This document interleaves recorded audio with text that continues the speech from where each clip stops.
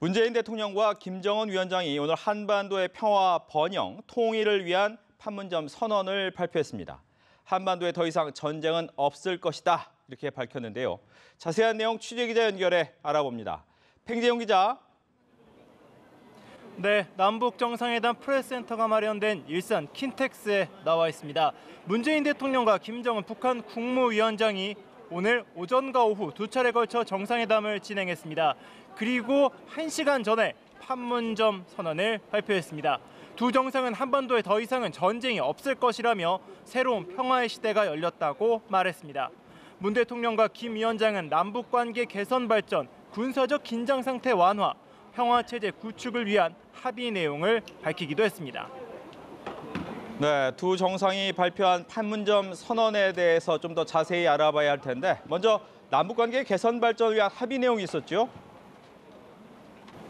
네, 그렇습니다. 남과 북은 이전 정상회담에서 이뤄진 그러니까 6.15 14선언을 적극적으로 이행하기로 했습니다. 또 고위급 회담 등 각 분야 대화와 협상을 조속히 개최하고 남북 공동 연락사무소를 개성 지역에 설치하기로 합의했습니다.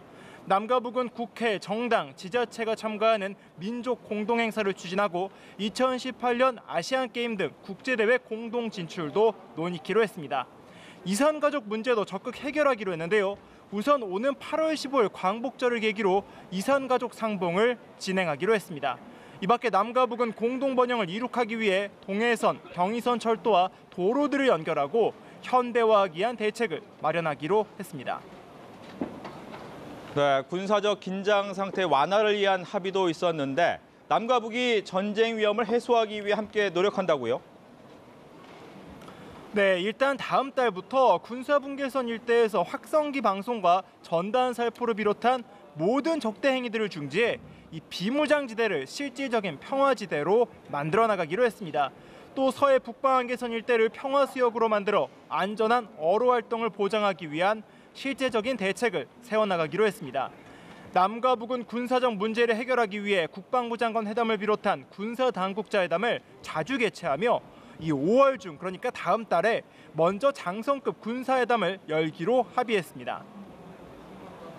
네, 마지막으로 두 정상이 한반도 평화체제 구축을 협력해 나가기로 했는데 어떤 내용입니까?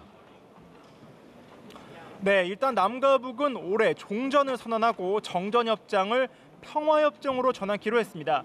이를 위해 남북미 3자회담 또는 남북미중 4자회담을 개최를 적극 추진해 나가기로 했습니다. 이 가장 관심이 갔던 비핵화 문제에 대해선 남과 북이 완전한 비핵화를 통해 핵 없는 한반도를 실현한다는 공동의 목표를 확인했다고 밝혔습니다. 남과 북은 한반도 비핵화를 위한 국제사회의 지지와 협력을 위해 적극 노력하기로 했습니다.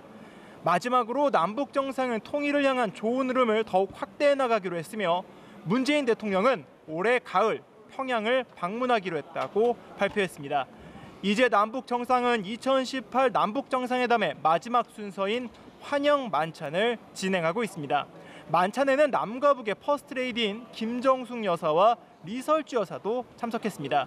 이후 김 위원장 내외는 환송식을 가진 뒤 북으로 돌아갈 예정입니다. 지금까지 남북 정상회담 프레스센터에서 연합뉴스 TV 팽재용입니다.